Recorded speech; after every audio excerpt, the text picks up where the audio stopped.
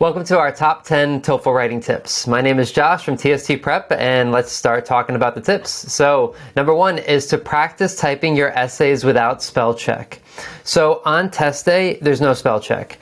This is an example from an academic discussion question, and you will see people you'll see some text and you'll see people's faces, like my face here. Sorry, this is distracting me. I look like one of these people, except my head is bigger. Anyway, so when you type in here, you will not have spell check. So that's actually kind of uncomfortable. We're really not used to doing that. So make sure that when you practice, you have spell check turned off. You have to get good at knowing how to spell things correctly and how to notice when you have some errors with punctuation or capitalization. You know, it's a lot easier when you're writing something and it looks like this, right? Where they highlight, the misspellings and all that stuff. This is how I write, so it's pretty easy for me to find mistakes. But on test day, it'll look like this. It's a lot harder to find mistakes when it looks like this. And you can pause this right now and try to find all of the mistakes here. I'll try to get my big head out of the way and see if you can find the mistakes. You can pause it now, but I'm gonna show you. 5, 4, 3, 2, 1. 5, 4, 3, 2, 1. There we go. So this doesn't have a comma. The M should be capital. There should be a space here. Tyrant should be lowercase. However should be capital.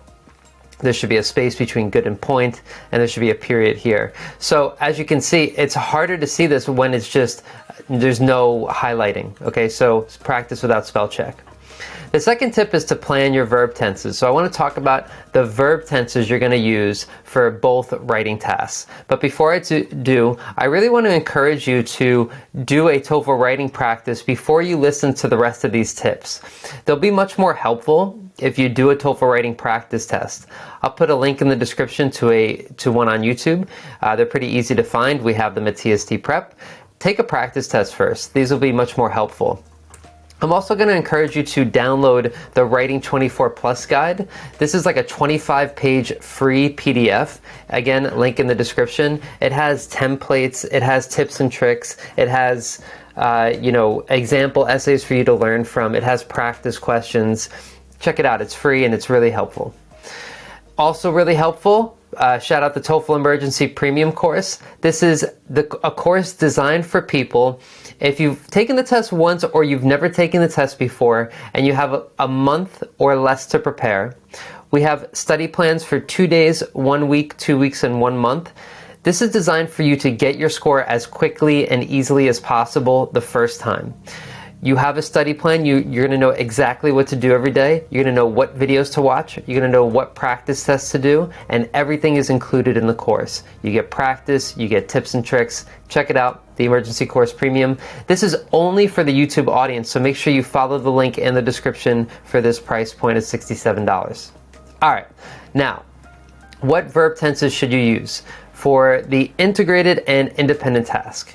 So the integrated is the first task, where you have to read, listen, and then type.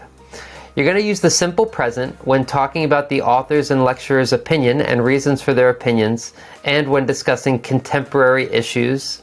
This is when you have a reading passage that's about something like climate change. That's something that's happening now.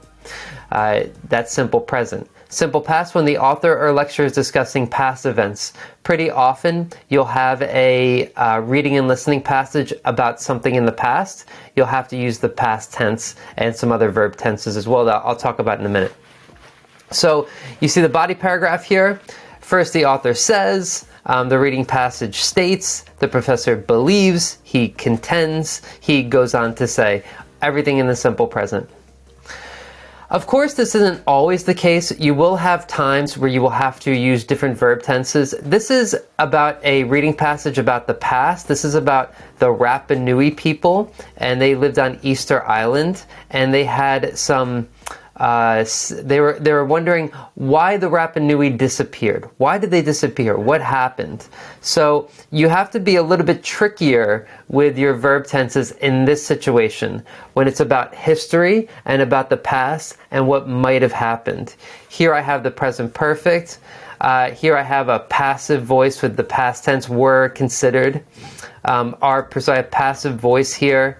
Would have noticed. Here's simple past was, would have definitely. So I have this would have plus the past. So this is a little bit trickier when you have a reading and listening passage about the past. And here's an example from a student. And so this student, you can see, because they don't know verb tenses, they're using the wrong verb tenses here. They could have just used the simple present, but here they're using the present progressive. This is not correct. So there's no reason to get points off for this. Use the simple past or simple present most of the time. Sometimes you'll have a reading passage about the past and it'll be a little more difficult, but for the most part, simple present, simple past. This is an easy mistake to fix. There will be times where you might need a conditional sentence or other verb tenses, but in general, most of the time, simple present, simple past.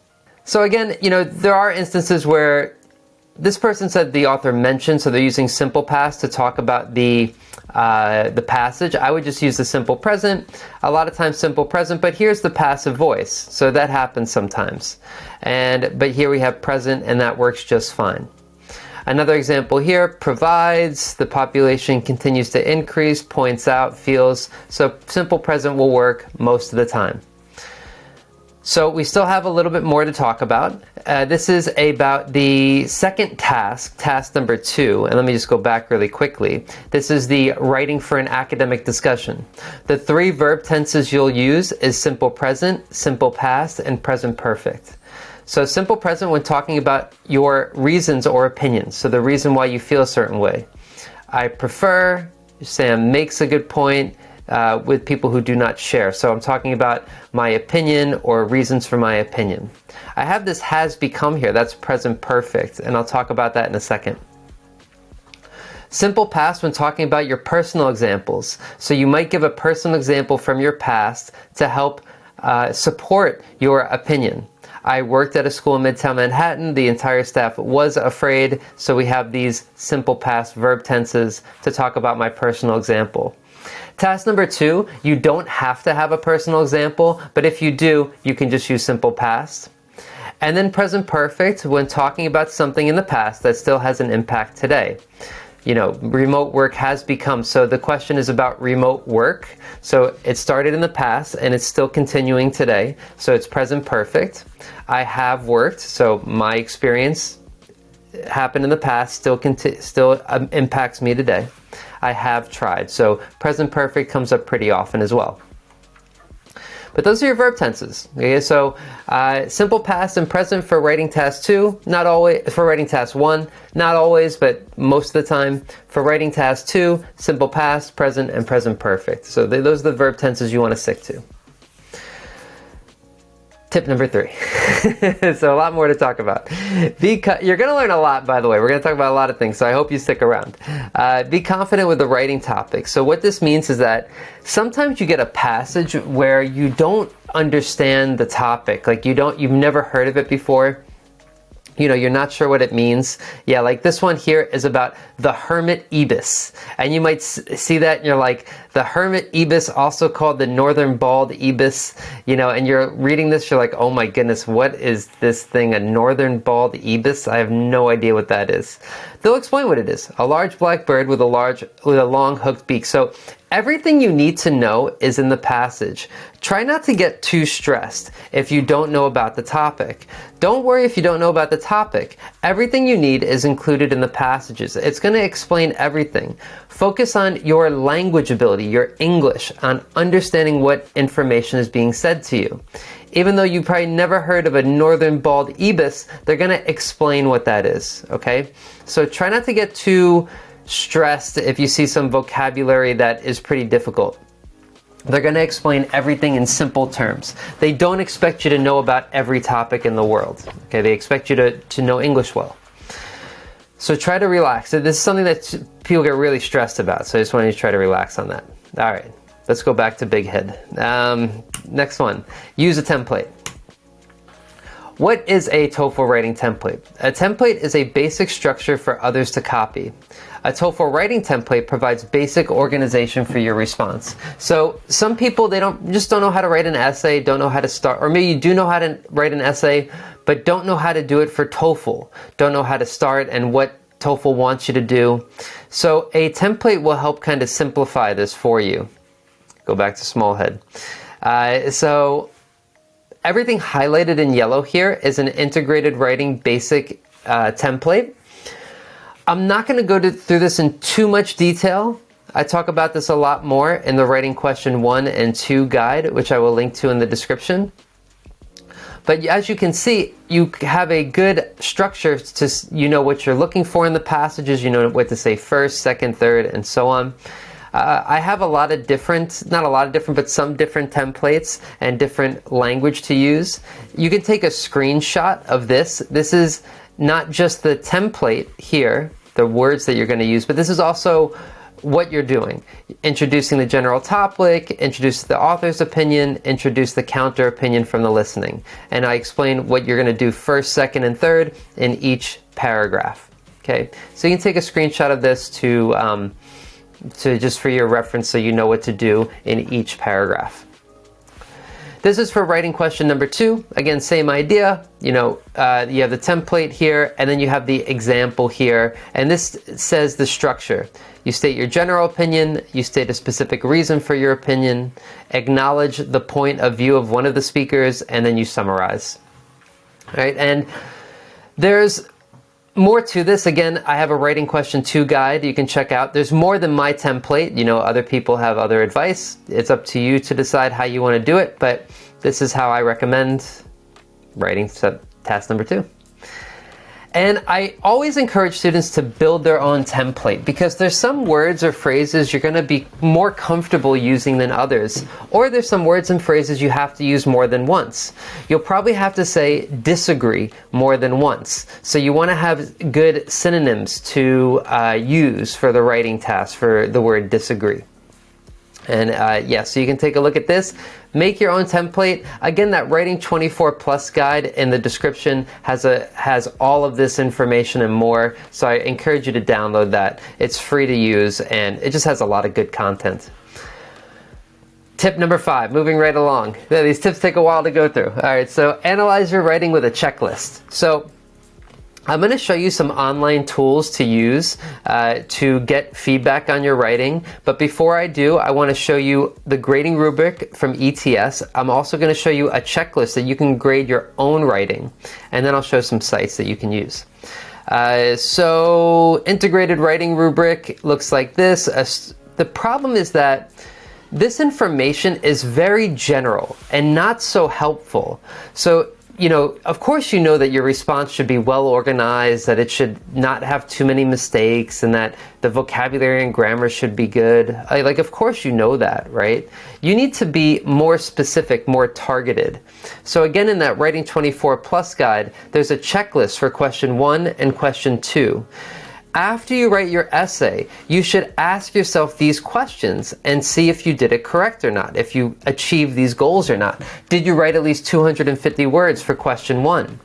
Did you have an introduction and 3 well-developed body paragraphs? Did you have less than 8 formatting or spelling mistakes? I actually think 8 is a lot. I would say 5 or fewer spelling and grammar mistakes, so writing mistakes, formatting mistakes, and so on. You go through each of these and answer these questions.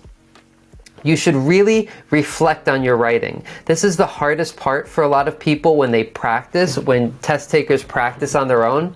Test takers are pretty good at taking practice tests and writing essays even, but then actually checking the essay and analyzing it, that's when it gets more difficult. You want to do the same thing for the academic discussion. This is the rubric from ETS.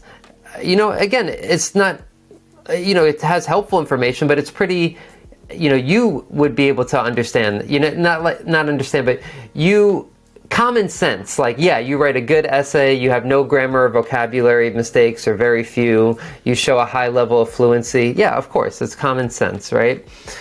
Instead, use this checklist. This will help you focus on specific strengths and weaknesses of your writing and what you can do better to improve. Of course, you can meet with a teacher to get feedback on your writing, but with, you know, technology and AI, there's a lot of tools you can use to get very good feedback on your writing. And let me give you a big hint. I didn't include this here, but let me give you a big hint about your if you need to improve your writing, if you think your writing isn't good enough or you're getting a low TOEFL writing score. Let me take a breath. Okay, so it's almost always about your grammar or vocabulary. So when you're getting a lower score, it's probably not you need a better template. Yeah, it could be, but it's probably not. Instead, probably your grammar and vocabulary is a bit off. You could use Grammarly. Most people use Grammarly for free. You can get, good feedback, basic feedback on your grammar and your formatting mistakes. But you can also use a site like the paid version of Grammarly, where it gives you a lot of feedback on your writing. Now, this might be a little bit overwhelming, and it'll be a little bit hard for you to understand all this and know what to do. I think this is a little too much for somebody studying on their own. But if you had a teacher and Grammarly, I think this is a great combination. There are other sites as well, like even ETS, they have a site for you to practice your writing for the academic discussion. They have a bunch of sample questions, and this link here, I'll put it in the description because it's a great way to practice. It even gives you a score, and it gives you the same score that you would get on test day. The only problem with this site is that it doesn't check your content. So if you notice here, I'm talking about globalization, but this question is about leadership. So just keep that in mind, but it'll give you a score based on your grammar and vocabulary and writing style. A free site that I usually recommend nowadays is ChatGPT, and all you have to do is put in this prompt with your writing. So you write an essay, either integrated or independent. It's not TOEFL, it's not the ETS, it's not designed to check your score like ETS, but you can get great feedback on your vocabulary, grammar, spelling, formatting. I'm an English language learner. Please act like an English language teacher. I would like to improve my English writing skills. I'm going to submit a sample of my writing. Please provide feedback on my spelling, grammar, and word choice. Please make a list of the changes, and it'll make the changes and give a list of them. ChatGPT is a little tricky sometimes. They sometimes give you bad feedback, but it's a great tool. It's not 100%, but it works pretty well.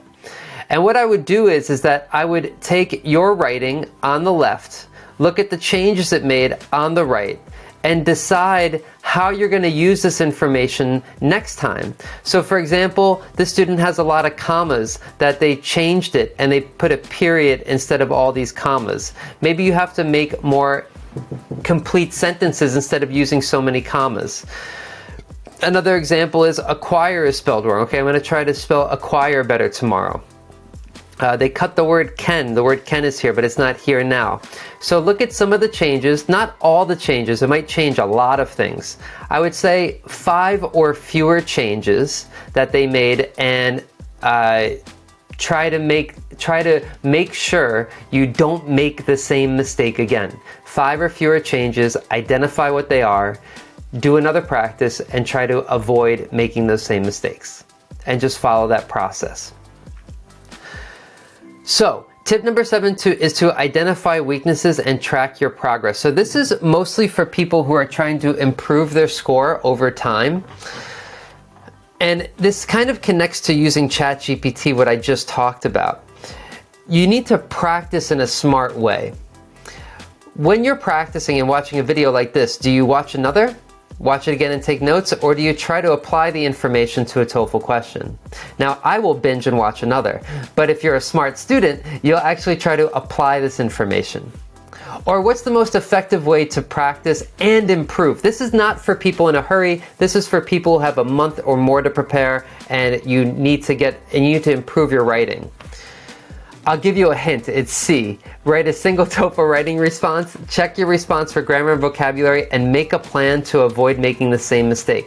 Just like I talked about with the ChatGPT, identify your weaknesses and plan on tomorrow making sure you don't make the same mistake again. Follow this 3-step system for all your practice. Identify a goal, practice with that goal, and review what you've learned. If you're not sure what goals to have, try putting your writing in ChatGPT, try using one of ETS's free resources, or you can also download this guide to goals for the TOEFL test, it has goals for each section with activities to do depending on your goal. So for writing, for example, there are 4 main problems. If you have some weaknesses with writing, it's either grammar, vocabulary, structure, which is like you don't do like the TOEFL style, or style, which is more like formatting, word count, and so on. And there are possible, not just goals, but activities to do to improve on those. Multiple activities. These are just a few examples. You can do more. Definitely download that PDF. It's really, really helpful for all the sections. And again, use ChatGPT to check your writing. Make a list of your vocabulary and grammar. You can even use it to make better vocabulary and grammar, and you can learn new words and new grammar as well. It's really, really helpful. I have a separate video on how to use AI to work on your writing, and I'll put a link to that in the description. I feel like the phrase I say the most in this video is I will put a link in the description. So there will be a lot of links. I apologize in advance, but hopefully you see why. Tip number 8 is to write more words. In theory, there is a positive correlation between your number of words and the higher score. So, I recommend 250 words for question 1 and 120 for question 2. But if you look at ETS's site, they'll say 200 and 100 for each. So you can still score well if you write 200 or 100 words. And even ETS says that. In general, I find that people who write more tend to score better. So that's why I usually recommend a little bit higher than ETS. But do not just stuff words into your essay. Focus on writing a clear, concise, and well-developed essay. Be sure to leave plenty of time to edit. Consider these goals most important. In other words, your word count is not the most important thing. The most important thing is to have clear, concise, well-developed writing with very few spelling and grammar mistakes. That's the first goal. If you can do that and write more words, great. But if you write more words just typing sloppily, not good. Which leads me to tip number 9. You need to maximize your editing time. Remember, there's no spell check, so they won't show you the mistakes you're making when you write.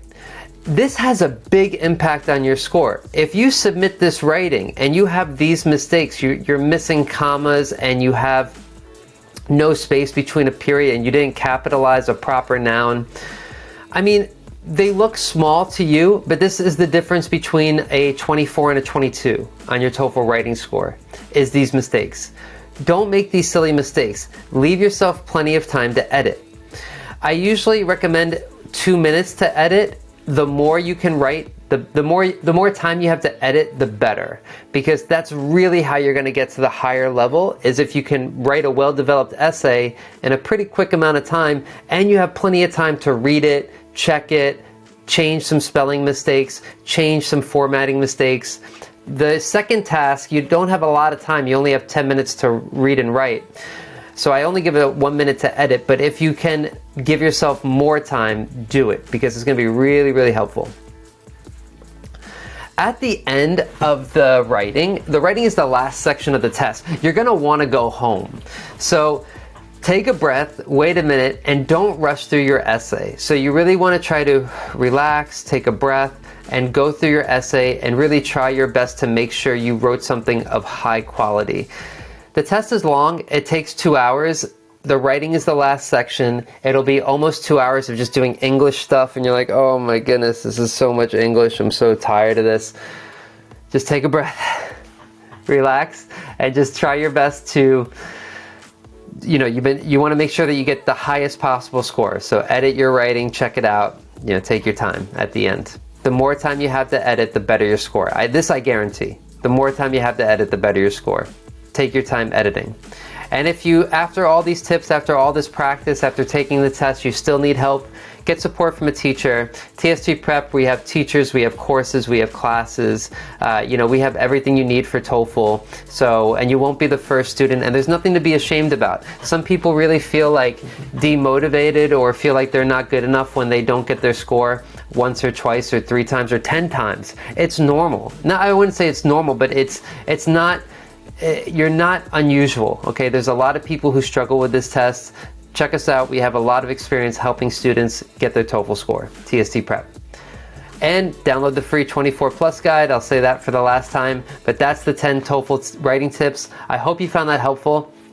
And if you did find that helpful, maybe it's time to actually check out this AI guide to writing. I talked about it a lot here, but I think this will give you a clearer idea of the step-by-step process of how to use AI to improve your writing. I'll put a link in the description, or I'll put a link here to the video.